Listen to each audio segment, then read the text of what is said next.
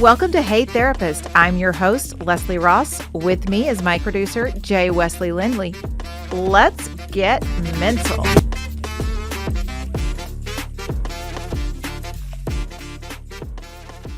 What were we talking about? Hello, everyone, and welcome to Hey Therapist. Hey, guys, we are back. And it's chilly outside. It's supposed to be 80 degrees. It's that time of year. It is, yeah. We got new lighting. Do you guys see it in the video? Yes. We look so good. I don't need to be this lit, though. I'm not. Thankful to our podcast studio. Yes. Southeast Oklahoma Radio Productions right here. We're getting bigger and better. Yeah, we love it. So today I had a situation happen with a friend. Well, I didn't have the situation. She told me about the situation. Okay. But I want to throw it on you and get your opinion, and then we can talk about some other things around those types of situations. Okay. Yeah. We know it's hard out there in the streets. We know it's hard to date. We know it's hard for people to be accountable and talk through things.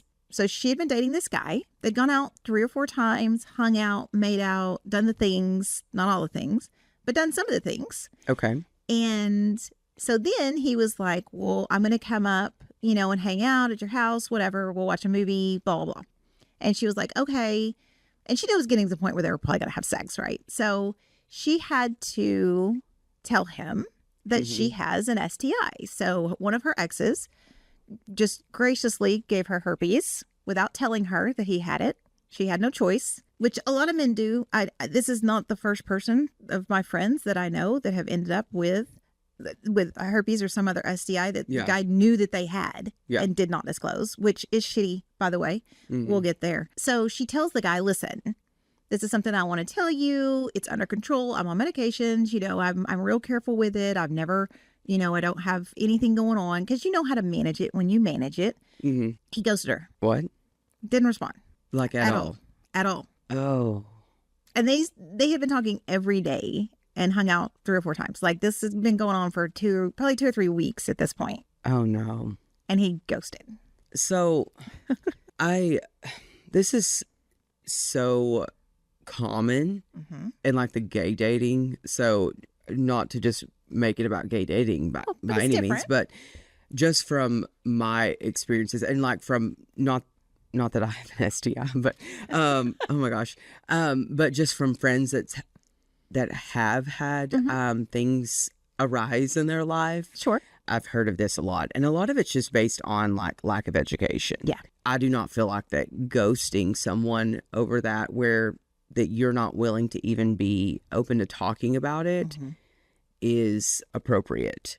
Yeah. No, I agree. And I feel like that it just also just shows you who that person is.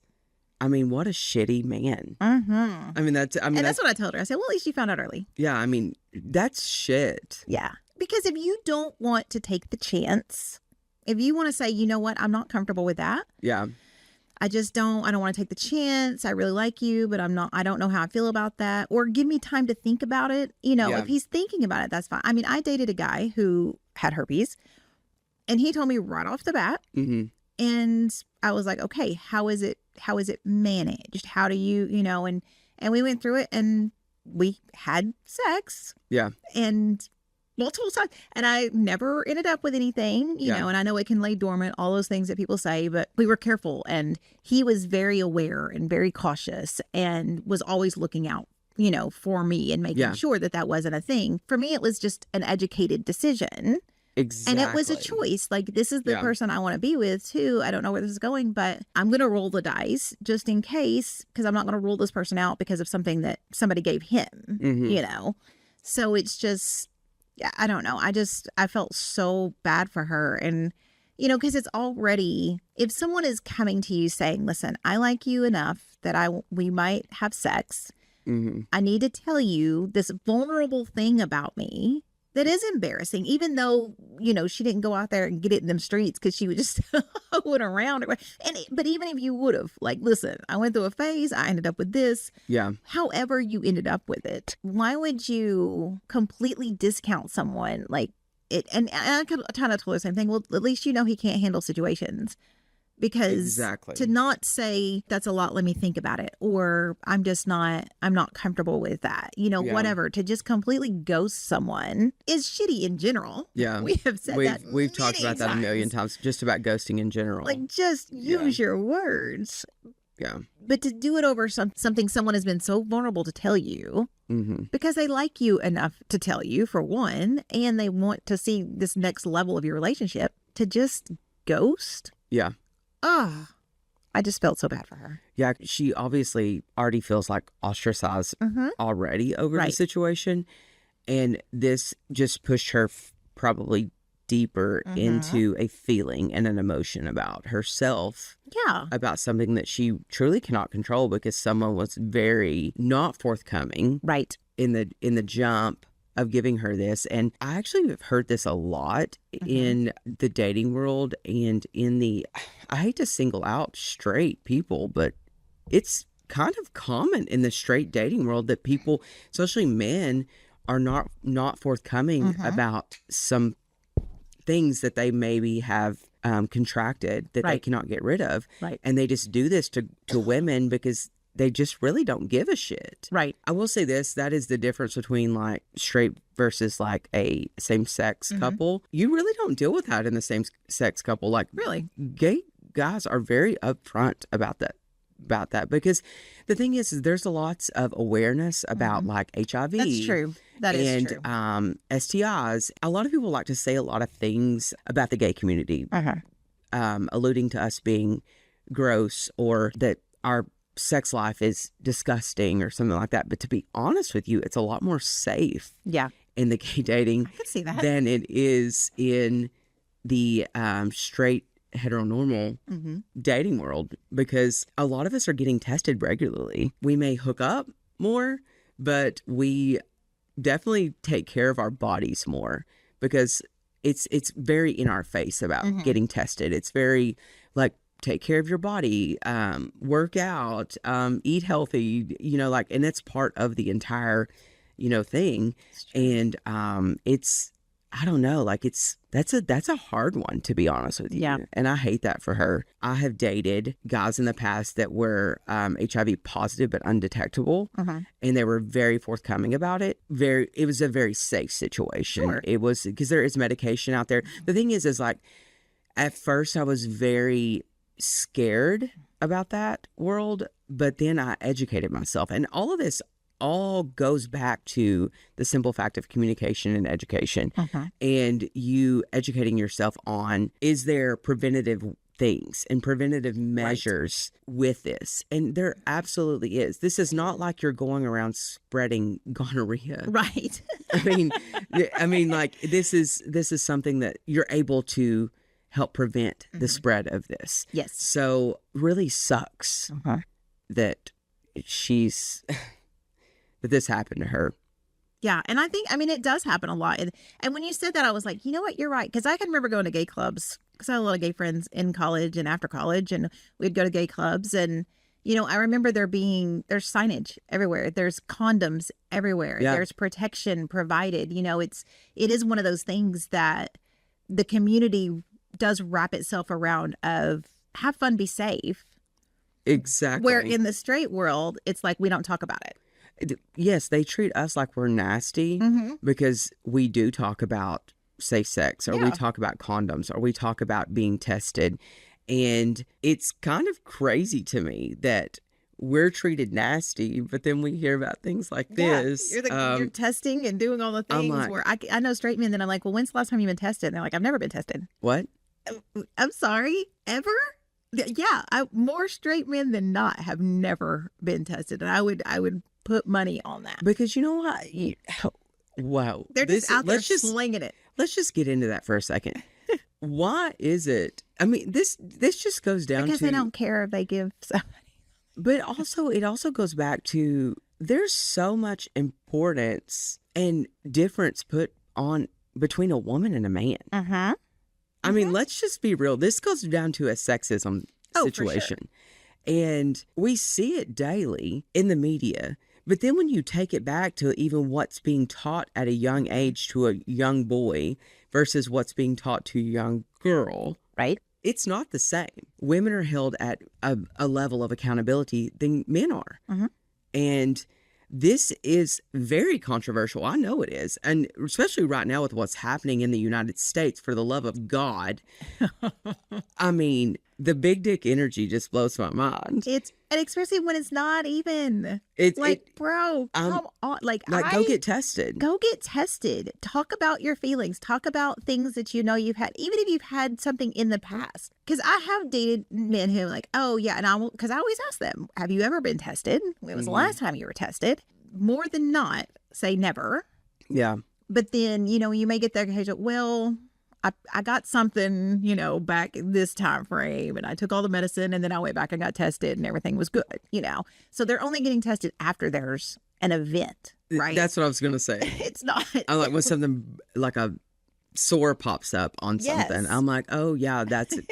Yeah, you've thrown your dick into it's leaking. What? 17 people. God, straight man, Lord Jesus. Oh my! But you're right. It is on the girl's responsibility too. It is. You're like, oh, you're the one that needs to be safe. You're the one, and I'm like, why though? Why is this me? And like I said, I did have the one guy who was very upfront. He was very forward about it, and I appreciated that more than he knew. But then I have my friend who told somebody she ghosted. Then I have the other friend who found out the guy she was dating had herpes because he had the medication in his cabinet, but never talked about it. And never talked about it. So she asked him about it, and they had been dating for months at this point and having unprotected sex because they had been dating. She asked him about it, and he's like, oh, yeah, but I take the medicine, so it's fine. What? Sir. Okay. It's not. It's not okay. You need to be anyone listening to this, you need to be forthcoming about that. How can you trust someone? I would be done. She was done. I would be done. She was done. And she really liked him, and she cared about it. But she's like, but if he's going to lie about this and hide this from me, this is a big thing. This is my health at risk. Yeah. I'm like, yeah, it is. Holy Lord. Yeah, it's wild out there in them streets. I mean, herpes is one of the most common contracted STIs out there. It truly is. And manageable. So manageable. There's so much education out in the world, and that is something that we should definitely bring on someone that works at our health department locally. I do a lot of their hair, and they tell me all the time that the outbreak in Oklahoma is the largest that they've ever seen. I have no doubt. Because I don't think that there's enough education out. There's not enough education in the school systems to young kids that even these things are contracted through oral sex. And they're very unaware that just because you're not having intercourse, that these things are not. I'm like, baby. If you're touching the parts with any part of your body. It's an open orifice, baby. Your mouth can get it just like your vagina can. You can get them anywhere. So you have to be. There needs to be so much more awareness about it. And people need to stop acting like it's so gross to talk about sex. Oh, my gosh. For the love of God. That's how we procreate. Right. Why do y'all act like it's so weird? You don't have to be disgusting about it. It needs to be a very open conversation. Other countries don't treat it so weird. Why do y'all treat it so odd? Why does the American citizens act so weird about sex? But even my parents did. Taking back to even me as a child, my mom and dad, that word was not talked about. Oh, no. It was never discussed. I don't think we ever discussed it. I don't think so either. I mean, I don't have a good memory, but I don't remember ever having any kind of conversation about it. No. I know. I mean, but that's just it. It's because it's not talked about. No. Schools are teaching periods and abstinence. That's what you get. I don't even know what the boys get, and I don't even think they teach that anymore. It's your developing body nonsense. And they talk about that. But again, it goes to, it's the girl's responsibility, right? It falls back on you to not get pregnant. It falls back on you to not be assaulted. It falls back on you to not get an STI. All of those things that it's just like, what? Well, I remember in high school, them separating us and having abstinence training with boys and abstinence training with girls. And the thing is I slightly understand that, but honestly, they don't need to separate it. No, they need to do one big training and stop treating it like that there is a difference. stop. Like, it's just, if you cannot sit down and have an adult conversation, you're talking about sex, let's just make it an open discussion and let the kids ask. And don't be weird about it. Right. Y'all make it weird. And then weird. The thing is, the weirder that adults make it, the more kids want to do it. Let's just be real. For sure. You make it weird for us, or you make it like it's not supposed to be discussed, just like drinking. If a parent makes it where it's like, I'm going to make it so strict on you, guess what we're going to do? We're going to find a way to do it. It's a rebellious side of all of us. We all do that. So it's the same thing as if you lock someone up in a chamber or put a chastity belt on someone, they're going to find the key and they're going to rip that fucker off. And they're going to figure out what that thing does down there. Yeah. So stop. I mean, like, stop putting a chastity belt on everything. Right. Like, that's weird. Like, it's weird. Just some of the healthiest relationships I've seen with parents and children were the parents that just openly talked about it and made it a very open discussion. And guess what? Their kids grew up to be the healthiest, most mature, wasn't out throwing it to the wind, and would go to their parents. I have a client to this day that she's like, my son tells me everything. And she said, at first I was like, oh, good God. But she said, now I've grown to appreciate it because now he doesn't hide those things from me. He comes to me and I'm like, she said, sometimes he walks out of the room and I'm looking at my husband like, did he just tell us that? But she said, what an amazing thing to create that safe space. There's a safe space. He's not, like she said, he's not doing anything insane, but he's just being like, Mom, I don't know what to do in this situation. And she said, it creates that like open dialogue for us to be like, hey, I wouldn't do that if I were you, or I would, you know, like, well, maybe try this, you know. And she said, it's really, there's no close communication with us. And she said, it's been great. Our relationship's great. And I mean, my gosh, this kid's going to school to be a lawyer. Yeah. You know what I mean? Like, it's just like, I'm like, I don't know. But how great is it that they tell you that? Yeah. Because we could have never, I love you, Mom, but been like, well, that's really, you hurt my feelings. Yeah. Like, that was not a thing. It's taken me years. I'm 38. I just now can do that. Right? I mean, it was nothing that I could have done in my teens and 20s for God, sure. No. I got my teeth knocked out. It's just, it's one of those things about that open dialogue. And I think it does start very young. It's using proper terminology for your parts.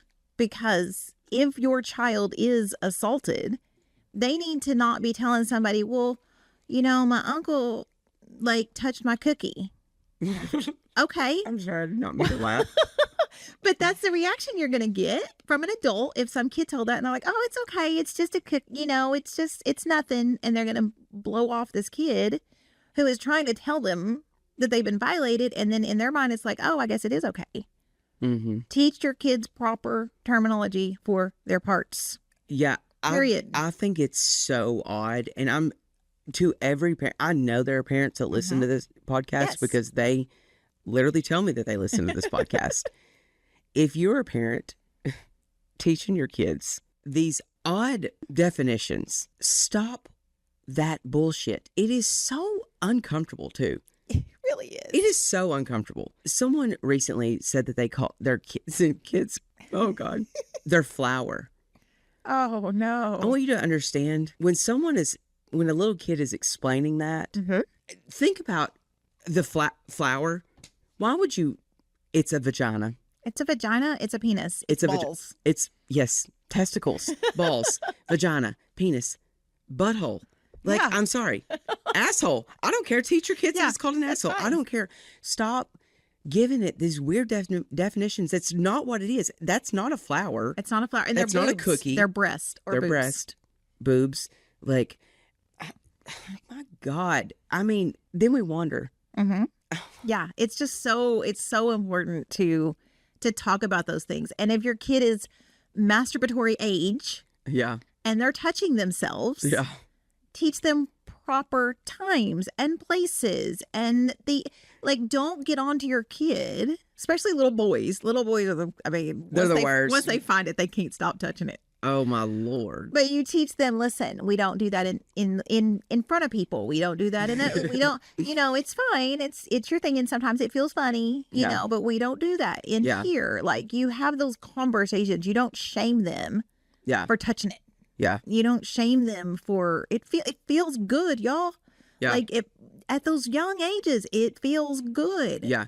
You have to have open communication with kids about that. Like, stop being weird about it. It's for biology. the love of God, it happens, and they need to be educated on it. And if you need to be educated on how to speak to them, you need to contact someone. Yes. I mean, if you're uncomfortable with that, then I mean, let the dad sit down. I mean, like, and if the dad can't do it, I mean, my God, grow up. And if you're co-parenting, make sure someone is having the talk. I don't care if it's the same sex parent or not. Yeah. If you are co-parenting and you know that other parent, because this was another conversation I had not that long ago, we know that the mom of the child is very super religious and super, we're going to stay off social media. We're going to not do these things, and we're not going to not talk to boys, and we're going to not. And the girl is preteen, early adolescent. Okay. So she wants to talk to boys. She's watching the videos. She's on the social medias. She's doing the things. So I told the father, you need to have a conversation with her, like, about safety, about predators, about what's appropriate to send and what's not, because she's at that age. He's like, oh my God, I can't do that. Like, you're going to have to. Somebody's going to have to, because her mom is not. Her mom is not going to have a conversation about being safe. Her mom is going to tell her to not do it, which means she's going to hide it, which makes it even more dangerous. You have to have these conversations. You have to have these conversations with your kids. Somebody has to have these conversations with their kids, because they're not learning it anywhere else. They're not. And the things that they're Googling to ask, the chat GPT answers, is not what you want your kid to learn. Like, sometimes it may be okay, and they're using that, people. If you're not talking to your kids about these things, about sex, about their body parts, about all of this stuff, they're asking their friends for information. They're asking ChatGPT. They're asking Googling. Google. And that is not the information you probably want them to have. And here's the deal. The minute that your kid doesn't feel safe talking to you about it, and the minute that they start Googling it, that opens the door for them to be watching and starting a very early onset porn addiction. And I need you guys to listen to me. This is very common. It's going to open the door. It doesn't matter how many times that you try to block it. The thing is it is opening the door for these children to be able to be watching things at too early of an age. Absolutely. For them not to they don't understand. They're cognitive, they're not developed yet. And it's already being pushed into their brain. So the minute that you are not open, and the minute that you are not wanting to have that conversation because you're too, quote unquote, religious to have that conversation, they're going to ask their friends. And guess what their friends are going to do? They're probably going to Google it with them. Yeah. They're going to show them, or they're going to show them what they've already found. Exactly. And so I'm just telling you right now, it is very common for that to happen. And the minute that they start typing in, Googling anything, any kind of phrasing based around their bodies or anything like that, you guys have to understand that our social media now is big. The algorithm and the drives and everything right now is so sexual. It's insane. It's insane. So you can only imagine that's being pushed in front of just anyone. Back when I was a teenager, it was not, we didn't even have it. No. You could Google. You could pay for your porn. You could pay for it. It wasn't just Google, for free. But now it's free. Everything's out there. I mean, Instagram. So, I mean, like, you can Google anything and it pops up. Anything. And I can remember when TikTok first started, or not when it first started, but when everybody kind of started getting on it. If you were scrolling lives at night, you would see people having sex. Like, you would be like, what? There's people having sex. So if that was your algorithm, like, if you sat and watched that enough, that's what's going to be on your feed. Exactly. And these kids, yes, some apps have parental controls. They have age limits. Yo, they lied about it. Nobody's double checking that age. They're faking an age so they can have a profile. Yeah. It's so in your face, and it's so, so dangerous. because you're not educating them on proper ways, being a compassionate person, being understanding of other people's needs. Like, especially if they are watching porn, that is not what you want your children to think sex is like, because it's not. It's not in the slightest. Like not that. in the slightest. It's very unhealthy for them to have access to look that up just because you're too scared and you're too religious or you're too and maybe you were close-minded. Close-minded, yeah. You're too close-minded to discuss it. And the part of being a parent is this. If you didn't want to do this, maybe you should have thought about it before you had children. Mm-hmm. I hate to be an asshole in saying that, but being a parent is covering all of these things, not just teaching them about the Bible, not just teaching them how to eat right, not just, it is literally teaching them how to be a good human. And teaching them how to be a good human is also teaching them about their bodies, about how to avoid a predator, how to avoid these social, the social norms. And catfishes. Oh my God. The adults that are pretending to be kids so they can get your kid to send them a picture.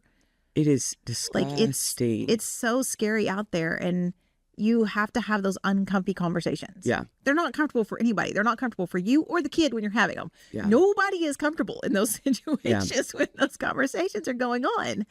But you have to have them. Like, I can remember I had a little client, this was years ago when I was first starting out, but I had a little boy. He was 12 or 13. He kept getting in trouble from his parents because he kept watching porn on the computer and getting viruses on the computer. But that's really what they were mad about, I think, because they were kind of terrible. But he kept watching porn. Like, that's what he was seeking out. And so I'd sit with the parents and be like, okay, have we had a conversation about sex then? Have we talked to him about appropriateness? Have we tried to give him, something that he can use, like, to get him off the computer? There's still magazines. Go buy him a magazine. I mean, he's at that age. Have a conversation about naked bodies and what they do to your body, and how that feels, Parents would not. No, he just needs to stop it. He just needs to stop it. So I had to have a sex talk with this 13-year-old boy. Talk about uncomfy. Like, this kid's not even my kid. I'm a therapist having a sex talk with a child because his parents won't. But I wasn't going to let that kid not have the information he needed. Yeah. Like, you need this information. And he literally sat there with a pillow over his face while we talked about it because he didn't want to look at me because he was so embarrassed about it. And I'm like, you don't have to be embarrassed about it. Like, I know this is weird and you're having the conversation with a relative stranger, but you don't have to be embarrassed by it because it's natural. It's what your body does. You're going to look at a naked body, male or female, whichever one it is for you, and be aroused. Yeah. It's biology. Yeah. Here's what we do with it, though. Mm-hmm. Here's the appropriateness. Here's what we need to use. Here's, and he loved anime. And his parents would buy him. I'm like, find you some anime girls that you think are cute and have your parents buy you those magazines. Yeah. That's what you can use. And that's more appropriate than finding some random porn site or these pictures he could download. Yeah. It's kind of age appropriate. Find you some anime. Yeah. Because porn is so unrealistic. So unrealistic. And then what it creates, I know for the male, having a porn addiction with that creates that unrealistic expectation in the bedroom where you cannot perform. A lot of people are so uncomfortable to talk about that.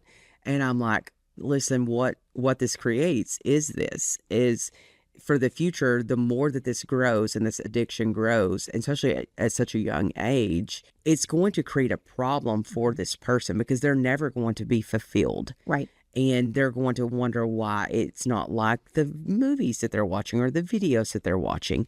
And this is very, very unhealthy. So as much as you guys don't want to hear this or don't want to talk about it, like, this is the reality of it. And so this is a true thing that actually happens. Like, so don't create that problem with a young kid. Right. And also, like, taking it into another conversation about grooming. I mean, this could, like, open another door into, like, a grooming situation because this is like if it's a young boy or a young girl, because girls can groom guys and guys can groom girls, guys can groom guys, girls can groom. I mean, like, the thing is a predator is a predator. A predator is a predator. Being exposed to things at too young of an age teaches you a mindset of how to play on other people and to tell them what they want to hear. And it's a very scary situation. And I know I saw recently, I don't know if it's the state of Oklahoma or one of the states is trying to pass a grooming law. I didn't read too much into it, but you can be, from what they're trying to pass in this law, it's like years of prison. As you should. And it needed to be. This needs to be, because I know that there have been people definitely slide into my DMs at me being a very young person, that they were much older than me, telling me things that started off very innocent. You're so handsome. You're so attractive. And the thing is these type of predators know how to approach people that they know for a fact need to hear those things. So that is what grooming is. They're grooming you to prepare you for something larger and greater that will fulfill their needs, right? Not yours. So what they're trying to fulfill on your needs as I guess... Just the insecure, someone that wants attention. Yes. And we all do. And especially at those young ages when we're coming into ourselves, it's great when somebody tells us how great we are. Yeah, it feels good when someone tells you you're attractive. But all of this also goes back to the main topic that we started with. If you're not having discussions with your kids where that they feel open enough to talk to you, they may not ever tell you that there is an adult predator in their DMs because you're too scared to fucking talk to them. Let them be open with you, and you be open with them so that they will come to you and say, hey, someone messaged me and this is what they said, so that you can protect your children. You're their protection. Or to even have enough of an open relationship to say, yeah, I'm talking, have those conversations. Are we talking, if they're age appropriate, even if they're not, you should always be checking your children's phones and social medias. You should have full access. You don't get privacy as a child. You can have some, it's fine. But if you notice changes, if you notice that they're on their phones more, and you notice all of these things, that's when you need to start looking around. If they're talking about a special person that you don't know who is, or a boyfriend, girlfriend that you don't know who is, that's when you need to start asking questions, because they may not even realize, because you didn't have these conversations, they may not even realize that it's inappropriate for this older person, older person to be talking to them. But they may start telling you information, and then you can start asking questions. And that's when you get to step in and go, you know what? I don't know that this is appropriate, and this is why. Not, you need to stop talking to them. Exactly. Okay, but I don't want to, because I care about them and they care about me, and this is great, and they love me and they want me and all of these things. No, this is inappropriate, and this is why. Yeah. Find someone that they know that's that age and be like, if they hit on you, would you be okay with that? And they'd be like, ew. Exactly. Yeah. Because they're old. Okay, well, so is this person. You're just not thinking about it because they may have used fake pictures. They may not. I mean, the reality is they may not even be who they say they are. Exactly. But you have to protect, and you have to have those uncomfy conversations. Exactly. And explain the why of it. They may not understand because, again, we don't have fully developed brains, and we're kind of selfish at all of those ages until that part of the brain develops very later in our adolescent, early adult life. But you can still have the conversation, and then one day they may look back on it and remember that conversation. They're going to remember that you tried to protect them. They're going to remember the conversation. Yeah. They're going to remember to trust their intuition. Gut feeling and intuition is taught out of children a lot of times. And it's like, no, you're fine. This doesn't feel good. I don't want to do it. It's scary. Oh, you're fine. Just do it. Yeah. Oh, you're fine. No. Just do it. Why is it scary? What is going on? What are you feeling right now? You have to have those conversations, especially women. I mean, men don't have it's scientifically, don't come at me. Scientifically, men do not have the intuition that women do. Yeah, that's true. And it's just because that's the way the body and the brain developed over time. But they're taught not to trust it. Yeah. You're taught not to trust your gut. You're taught to power through, because even though someone's making you feel uncomfy, you need to just go with it. Yeah. And some of that is safety, but you're going with it to get yourself out of it. You're going, not just, well, no, I feel this way, but I should just get in the car. No. Don't get in the car. Yeah. Make them mad. Don't go with them. Don't take the drink. If their spidey senses start going off, listen to it. Yeah. and pay attention for, I mean, men and women, but for women especially. And it goes back to the gender roles and all of the things that are different. 1 in 3 women will be sexually assaulted. There's not one man just running all over the world doing this. Yeah. Like, why are we not talking about the numbers of men that actually assault women? Yeah. Like, why is it on us? Yeah. Instead of teaching young boys, it's not appropriate to force anyone to do anything. Exactly. It's not appropriate if she says no to keep going and try to talk them into something. Exactly. It's not appropriate. Like, that's the conversations that all parents should be having with their kids, boys and girls, because girls can be predators too. I'm not taking us out of the equation. Statistically, it's more males though. It is. So, You're right. I mean, it's just the way it is. Teach your young men, no is no. Can I kiss you? Can I, ask for consent. Yes, that's the word that was not coming to my brain. Yeah. Consent is very important. Yeah. And if you're in the moment and everything and you know that kiss is imminent, come on. When we have those feelings too. Exactly. But if you're wrapping up a date and, I went on a date a while ago and we were wrapping it up. We gave each other a hug and he was like, "Can I kiss you?" And I was like, "Yeah, you can actually." Because it just wasn't like, there was never just that moment where it seemed right. And so he's just like, "Can I kiss you?" I'm like, "Yeah, you can. That would be great." It just, and sometimes it just times up right and it's okay. But consent is a big thing. Yeah. And we should be teaching everyone about consent. Yeah. Consent to do anything. If you're going to touch me in any way, if you're going to talk, like, can I talk to you? Just hey, you know what? If you walk up to someone, because you see this a lot online and men get all butthurt about it. Because you're like, well, how are we even supposed to approach women? It's some video of a girl, who's just doing something in her life, taking a photo of herself or videoing herself somewhere. And some dude walks up like, "Hey, you look beautiful." And she's like, "Okay, yeah, thank you."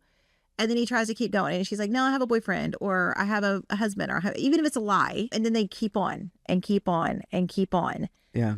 Like, even if you're an attractive man and I'm sitting by myself at a bar and you come up to me, ask me if you can sit down and have the conversation. Ask me if I'm interested. "Hey, how's it going?" And if yeah, okay. And then I try to exit the conversation. Yeah. That's your cue. You should kind of have consent to even have a conversation with someone. Yeah. And it does make it harder to date in the world right now. It does, but it's common courtesy. Parents teach your young men to be gentlemen. Mm-hmm. And they may not be learning it from your current husband. Their father may not be the best role model. They may not be the best role model. Or stepdad or whoever's in the home. Whoever it is. And there may not even be a fatherly figure around. Maybe not. But you still can teach them. Like I said just a minute ago, when you signed up to be a parent, this is part of the responsibilities, is you teaching your children how to be good humans, how to have respect, how to be a gentleman, how to be ladies, how to just, my gosh, I mean, just be good members of the society. Yeah. Like, that's it. I mean, it's not, don't come for me either. It's not that hard. Don't act like it's hard. This is the easiest part, is actually teaching someone the good. Maybe they're not getting it as a good example from home. And maybe you need to evaluate your own situations. Yeah. And because I always tell people, like, when they come to me and it may be someone who's struggling in a relationship and especially if they have kids, like if you're on your own, we're probably going to have a different conversation. But if you have kids, my question is always, is this the relationship you want your kid to be in? Because they're seeing that this is the relationship. This is how relationships are. Because whatever you're modeling in that home is what your kids believe relationships should be. Yeah. Or is acceptable behavior in a relationship. So if you're modeling not having conversations, if you're modeling bitching at each other all the time, if you're modeling fighting all the time, and you're saying to your kid, well, this isn't how it should be, they're not hearing what you say. They're watching you. So when they go and get in a relationship and you're like, well, I don't know why they ended up in a relationship just like I was in. I told them how bad it was. They knew how bad it was. No, they didn't, because you stayed. You stayed and you tolerated that behavior. So they believe that they should stay and tolerate that behavior, or you're making excuses for the partner with the bad behaviors, because it can be either way. It can be anybody. It could be, well, mom just doesn't feel good and that's why she's so hateful, or mom just doesn't feel good. Well, dad is just, he's really tired from working and that's why he's so, whatever it is, you're making excuses. So when they get with someone who treats them poorly, they're going to make those same excuses. That's exactly what I was fixing to follow up with, is everything that you're doing that your children see. Like, think about you standing in front of a mirror. It's a reflection, and your kids see that reflection. So every decision that you make, which is a lot of responsibility. It is. It's a ton of responsibility. That's one reason why, I don't have children, because I know that the responsibility on me right now would be too great for me. And not that I'm not a good human. I'm going to tell you right now, I know I'll be an incredible dad. Absolutely be an incredible dad. But I know that that's a whole different level of responsibility. And everything I do, I think about even my nieces and my nephews and my godkids right now, and the reflection that they see of who I am right now. They watch it. Absolutely. And they see everything. They see now, right now, recently we were having a discussion, and they all know that I'm working a lot right now. And I know that it's affecting them because they've made comments. The reflection that I'm seeing is, I'm building this massive legacy for them.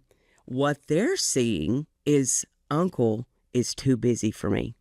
It's a hard reflection right now for me to have to look at. And it's been very, very hard. So I'm just being very transparent right now. But that's exactly what your children are seeing. If I'm able to remove self and look in the mirror and say, they're seeing this version. Think about your own kids. Like, what are they seeing? And if they tell you what they're seeing, if you hear them say, well, you never talk to me, or you're too busy for me, or you're anything. That's the reflection they're seeing. That's what they see. That's what you need to address. Yes. And not make excuses. Well, I have to work. I have to do. Find the time. Find the, I have to work these hours, but on this day, we're going to do something. You make a plan. You set it up. You do the things. And let me tell you, I know that you guys have the time because I see you posting on social media and taking selfies. I see you going out with your girlfriends. I see you. Don't lie.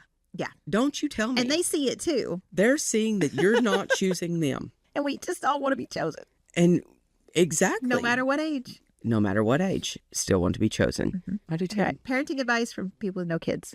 No, exactly. We do have nieces and nephews and godchildren, and a lot of this does come from also like places that we have been in our childhood. Yes. So even though we don't have children, we are able to sit down and reflect from our own experiences where our parents failed us, which is, it is. It's just like you talking about the excuses. I remember vaguely it came to me like my dad, like making all these excuses. Well, I just work all this time and I can't do this. I can't do that. That was the reflection I was seeing of him. Yeah. And so now a lot of my same behavior comes from, the reason why I work the way I do is it's a parental thing. That's the life that I, you know what I mean? It's what you're supposed to do. It's what you're supposed to do. That's how it is. That's what we do here. Yep. And it's like, well, you choose work over everything. That's okay. But yeah, where a lot of times I just wanted a parent, and I think that's pretty much like, to sum up all of this, no matter how hard any of the conversations are, the kid still wants a parent. Yeah. No matter how much that they even want, rebel, the rebellion's coming from a place of wanting them to choose, they want to be chosen. And the rebellion comes from that. My best friend, she has two kids, and some advice that she had given not long ago was just take a walk with your kids, put down the phone. Like, I went on several walks with her with the kids. It was kind of crazy to watch them open up and just talk about anything and just ask questions. And she was definitely not wrong. It was some of the best parenting advice is literally just take a walk. There's this walking trail that we all go on, and I went on several with them, and no one wore their earbuds. No one did anything.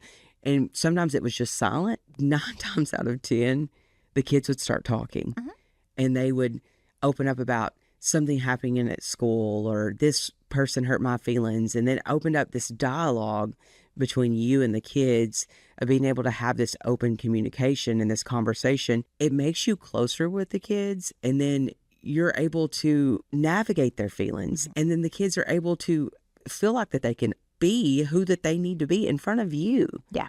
So put down your phone and take a walk. Yeah. Do anything. Yeah. Engage in any way with them. Yeah. Play is important. Activity is important. Yeah. I would get kids all the time. They're like, they're not going to talk to you. I'm like, challenge accepted. Yeah.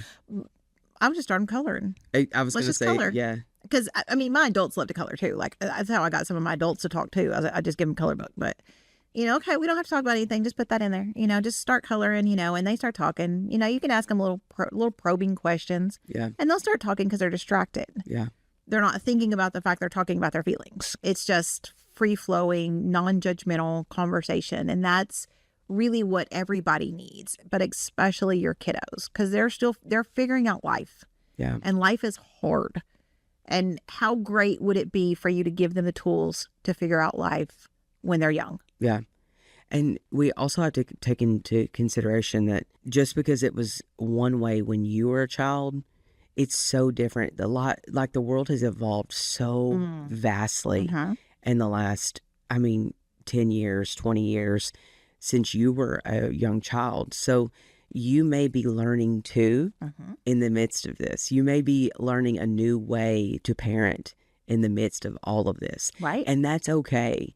Like, you may not even have the answers when your kids are coming to this. But the thing is to be able to just open that line of communication and maybe say, I don't have an answer for that, but let me get back to you on that. Because life is so different now versus when we were children. Yes. It's so vastly, it's so large, and it's evolved in so many good ways and then so many bad ways too. So just understand that the way that you were parented may not have the same reaction and result as what your kids need at this moment. I like it. Oh, me too. Okay. See y'all next week. Bye, guys. For my producer, Jay Lindley, I'm Leslie Ross. Thank you all for joining us. Please send any questions or comments through the website, heytherapist.com, or email help@heytherapist.com. They may be featured on the show anonymously. Hey Therapist is an SEOK radio production and is for your entertainment purposes only. Thank you for joining us. Make good choices.